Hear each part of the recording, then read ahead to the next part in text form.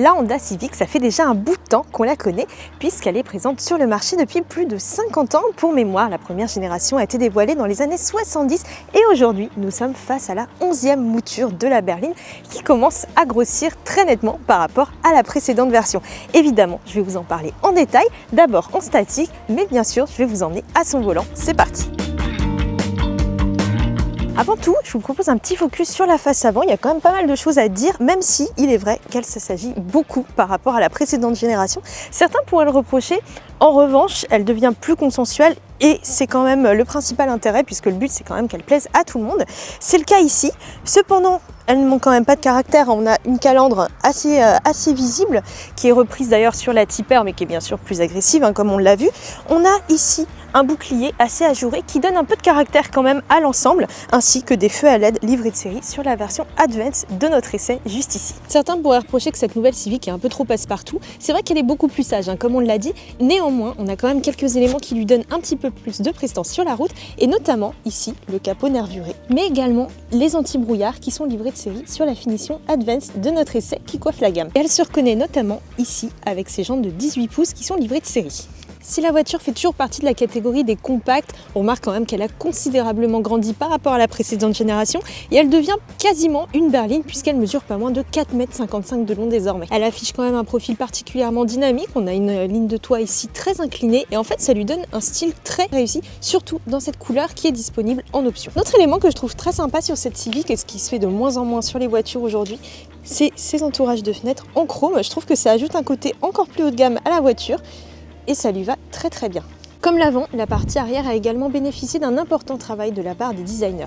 Certains pourraient trouver qu'elle est beaucoup plus sage, c'est vrai, mais cependant, elle ne manque pas d'intérêt. Si les feux arrière sont assez conventionnels, il n'y a pas vraiment de fantaisie, mais ils sont bien dessinés et complètent parfaitement le style de cette voiture. On retrouve ici le troisième feu stop qui prend la forme d'un bandeau lumineux et qui apporte une touche de modernité encore à la voiture. Je vous ai assez parlé de l'extérieur, maintenant je vais vous faire un petit focus sur le poste de conduite qui est globalement très satisfaisant. On retrouve bien ses repères, on a une belle planche de bord, c'est pas too much. On a ici un écran tactile de 9 pouces qui est livré de série sur toutes les versions et un combiné numérique ici avec un design d'ailleurs plutôt bien pensé en fait qui nous rappelle des combinés tout à fait classiques, analogiques, mais ici sous forme d'écran.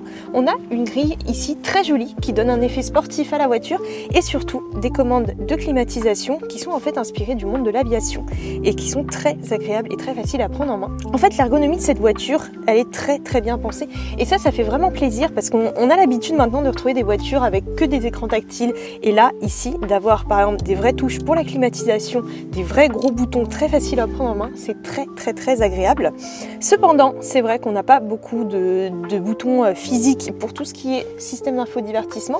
En fait, tout va être dans l'écran. En revanche, on a quand même des raccourcis et l'ensemble est plutôt bien pensé. La position de conduite, quant à elle, est également agréable. On a ici des sièges en cuir livrés de série sur la finition Advance, donc qui coiffe la gamme et que l'on a ici à l'essai. On a une présentation donc qui est assez classique, un petit peu austère. C'est vrai qu'elle manque un petit peu peut-être de folie, mais après tout, on est quand même dans une compacte assez sérieuse, un style assez sobre. Donc ça se retrouve à l'intérieur. Donc il n'y a rien de très choquant. La qualité des matériaux est quant à elle assez correcte. On a ici du plastique légèrement moussé, un petit peu grainé qui pourrait ne pas plaire à tout le monde, mais qui est quand même agréable au toucher. Et on a ici une console centrale avec un revêtement un peu original et qui permet aussi de ne pas être trop sensible par exemple aux traces de griffure, ce qu'on a par exemple sur du plastique laqué qui est de plus en plus courant aujourd'hui. Une autre bonne chose à noter, c'est que les sièges sont réglables électriquement, aussi bien pour le conducteur que pour le passager. On trouve ici 2 ports USB-A ainsi qu'un chargeur allume-cigare, mais également un chargeur pour smartphone à induction. Ce que je trouve cependant très moyen sur cette voiture et ce qui nuit à l'ergonomie globale qui est quand même très bonne, c'est la commande de boîte qui est pas du tout pratique. En fait, on a ici un bouton pour démarrer et la marche arrière, en fait, c'est un bouton poussoir. Et l'ensemble peut être un petit peu difficile à prendre en main au début et il faut un petit peu s'habituer. C'est assez dommage. Moi, c'est vrai que j'ai tendance à préférer les leviers traditionnels, même pour les boîtes de vitesse automatiques. Et ça, c'est vraiment un point à revoir sur cette voiture. Un petit mot maintenant sur les places arrière, parce qu'il ne faut pas oublier que la Civic, ça reste quand même une compacte à destination de la famille. On a ici un empattement de 2,73 m, donc assez généreux, qui n'est pas immense non plus, mais on est bien installé. Vous pouvez le voir ici, donc j'ai réglé le siège à peu près pour un conducteur de taille standard. J'ai quand même pas mal de place aux jambes, j'ai aussi pas mal de place à la tête. Donc moi, il faut savoir que je mesure environ 1m60, hein, donc je suis pas très grande, mais je suis bien installée quand même. La banquette arrière a une bonne inclinaison, on peut se reposer, on est bien. On a 3 places ici. Bon, bien sûr, la place du milieu sera un peu moins confortable. On a ici un tunnel de transmission. Autre chose à noter, on a ici 2 ports USB-A qui permettent de recharger tous les appareils numériques dont on aurait besoin pour les longs trajets. On a également des buses de climatisation et un point aussi très intéressant, on a un toit ouvrant panoramique livré de série sur notre finition DC Advance. Comme promis, je vous emmène maintenant au volant de cette Honda Civic. Ici, il faut savoir qu'on est sur la version IHEV, donc une version hybride, qui embarque un 2 litres 4 cylindres que l'on connaît déjà bien et qui est associé à un petit moteur électrique. Alors, il faut savoir que ce n'est pas une version rechargeable avec une prise, mais en fait, le moteur, la batterie plutôt, se recharge en conduisant, notamment grâce à la décélération au freinage. Ici, on a une puissance cumulée d'environ 184 chevaux pour un peu plus de 315 Nm de couple, une puissance qui est quand même largement suffisante pour le quotidien et notamment pour l'autoroute. Cependant, évidemment, il faudra aller chercher une Civic Type-R si on veut beaucoup plus de sportivité, mais c'est une voiture ici qui se destine notamment à des trajets du quotidien et qui adopte un comportement plutôt confortable et plutôt typé pour la famille. Ici, on est sur des petites routes un petit peu sinueuses dans la campagne, donc on va voir ce qu'elle donne en comportement dynamique bien sûr, mais également en confort parce que c'est l'un des principaux arguments de cette motorisation.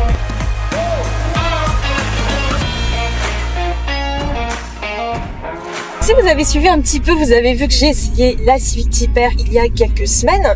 Alors là, évidemment, on est complètement sur autre chose, hein. On est sur une voiture qui est beaucoup plus calme, même si, je vous l'ai dit, elle a quand même une puissance largement suffisante, notamment pour aller sur autoroute et surtout pour assurer des dépassements en toute sécurité si jamais on en a besoin. On a ici des suspensions typées très confort. Ça se ressent ici justement sur des routes un petit peu cabossées et c'est vraiment un atout très intéressant. Cependant, quand même, il vaudra mieux peut-être mettre le mode sport si vous avez tendance un petit peu à avoir le mal des transports parce que la voiture a quand même tendance à pomper légèrement et ça peut être assez désagréable, notamment aux places arrière et surtout si vous avez des enfants. La direction, quant à elle, est très agréable. Un point qui est intéressant, c'est qu'elle est très souple et c'est très agréable, vous verrez, surtout sur des trajets urbains parce que c'est quand même à ça que la voiture se destine majoritairement, par exemple pour aller au travail. Donc il faut savoir qu'on a 3 modes de conduite, sport, normal et éco, mais également un mode individuel qui permet de sélectionner les réglages qu'on veut, si on veut par exemple une direction un peu plus souple, mais un moteur à tempérament un peu plus sportif. Ici on est en mode normal, c'est le mode qui sera le plus souvent utilisé. Le mode éco en fait bride un petit peu les performances, donc c'est un petit peu moins agréable. Le mode sport, quant à lui, fait grimper évidemment la consommation puisque le moteur monte plus dans les tours.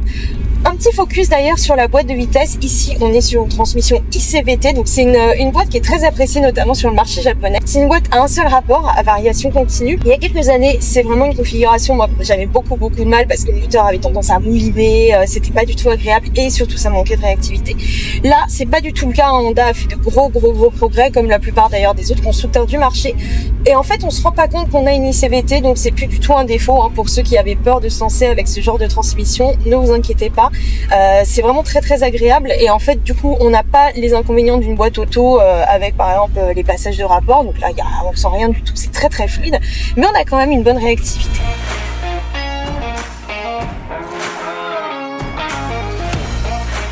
Je vais passer maintenant en mode sport. On a ici une petite commande à activer.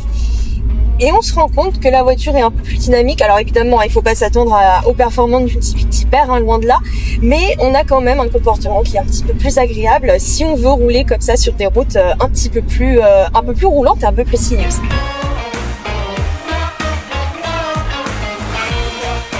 Et maintenant, on va tester la tenue de route et le comportement un peu plus dynamique de la voiture sur des routes avec un peu plus de virages.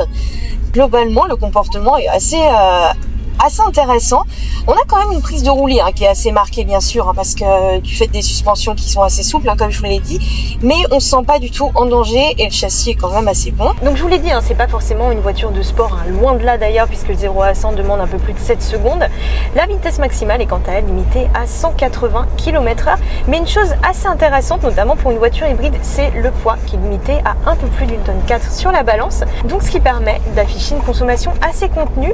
Là on est à peu près à 6,2 litres en cycle mixte, sachant qu'on a quand même conduit assez fort juste avant et qu'on ne pratique pas du tout ici les conconduites. C'est vraiment sans faire d'efforts particuliers. Donc c'est quand même assez intéressant, sachant qu'en adoptant, en utilisant le mode éco qui bride un petit peu les performances, on aura encore une consommation un peu plus basse. Il y a un point aussi qu'on pourrait déplorer sur cette voiture, c'est les aides à la conduite.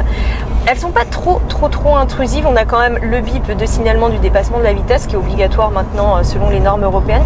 En revanche, le point qui est un petit peu dommage, c'est qu'il est assez difficile à désactiver. Un autre point que je trouve par contre assez dommage pour une voiture justement qui se destine à un usage urbain et qui nécessite de faire des manœuvres ou de se garer par exemple, c'est le diamètre de braquage qui est malheureusement assez moyen. On l'avait vu sur la Tipper, là c'est également le cas ici, même s'il est légèrement meilleur quand même que sur la sportive. Le 4 cylindres, quant à lui, il est agréable.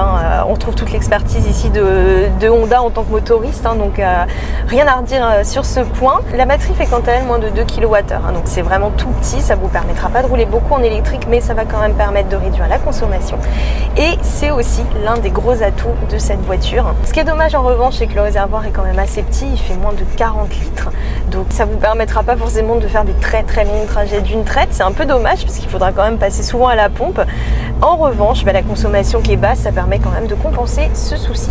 Comme sur certaines voitures électriques, on peut choisir le niveau de régénération au freinage. En fait, c'est ici grâce aux palettes qui ne servent pas à la boîte de vitesse, mais qui servent à choisir si on veut un niveau de décélération et donc de régénération très fort, ou au contraire, si on veut laisser la voiture en roue libre.